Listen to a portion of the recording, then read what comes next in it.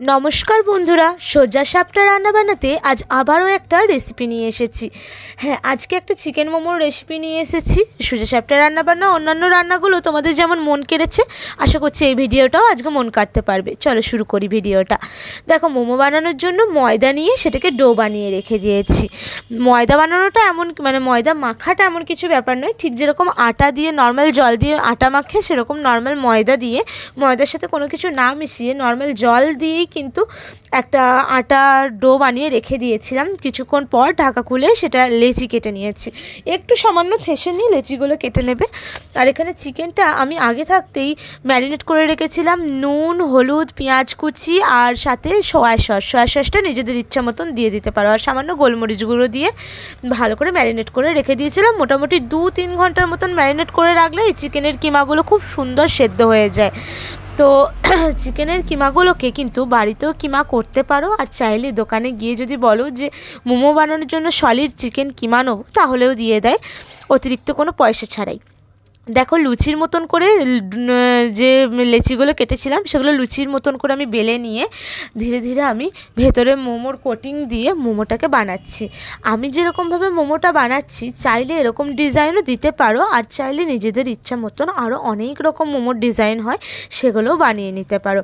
এই ধরনের মোমোর ডিজাইনটা আমি আরও একবার দেখিয়ে দিচ্ছি এই কারণেই, কারণ এই মোমোগুলো বেশিরভাগ এরকম ডিজাইনটা পাহাড়ের দিকে দেখা যায়, আর মোমোর উৎপত্তি পাহাড় থেকেই। যতই হোক, পাহাড়ের আর সমতলের মোমোর মধ্যে যেমন টেস্টের ফারাক, তেমনই ডিজাইনেরও অনেক ফারাক আছে। যতটা ওদের কাছ থেকে আমি দেখেছি রিসেন্ট দার্জিলিং ঘুরে এসে, ঠিক ততটাই তোমাদের সামনে তুলে ধরছি। আর তোমরা চাইলে নিজেদের মতন করেও বানাতে পারো। আর শুধু এটা নয়, আমি তো বললাম আরও 2-3টে মোমোর যে ডিজাইন হয় সেরকম বানাবো। আর একটা জিনিস বলে দিই, যেটা বলতে ভুলে গিয়েছিলাম, মোমোর যে আমি চিকেনের যে তখন ম্যারিনেশনটা করেছিলাম সেখানে একটুখানি সর্ষের তেলও দিয়েছি। চাইলে সর্ষের তেলটা অ্যাভয়েড করতে পারো, আবার সর্ষের তেলের বদলে বাটারও দিতে পারো। বাটার দিলে কিন্তু অনেক ভালো টেস্ট হয়। আর এই হয়ে গেল আরেকটা ডিজাইন। আর আরও একটা ডিজাইন তোমাদের সামনে দেখিয়ে দিচ্ছি। আমাদের সমতলে মোমোর ডিজাইনের কিন্তু অভাব নেই, অনেক জায়গায় অনেক রকম মোমোর ডিজাইন দেখা যায়।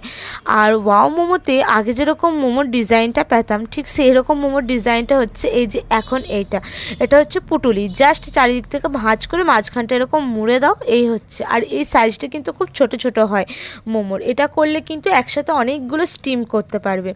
স্টিম দেওয়ার জন্য মোমো স্টিমার দরকার তাও নয়, বাড়িতে এরকম একটা জামবাটি নিয়ে নেবে, তার মধ্যে জল ভরে নেবে, নর্মাল জল। তারপরে এরকম একটা জালি থালা দিয়ে দেবে, জালি থালার ওপরে একটু সর্ষের তেল মাখিয়ে মোমোগুলো চাপিয়ে দেবে। ব্যাস, মোটামুটি 6 থেকে 7 মিনিট ঢাকা দিয়ে ভাপ দিয়ে দিলেই মোমোগুলো রেডি হয়ে যাবে। দেখো, আমার গরম গরম মোমো তৈরি হয়ে গেল।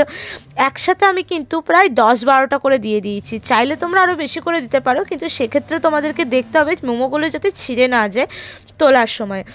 এইরকম মোমোগুলো গরম গরম সার্ভ করো টমেটো সসের সাথে, আর খেয়ে বলো কেমন লাগলো।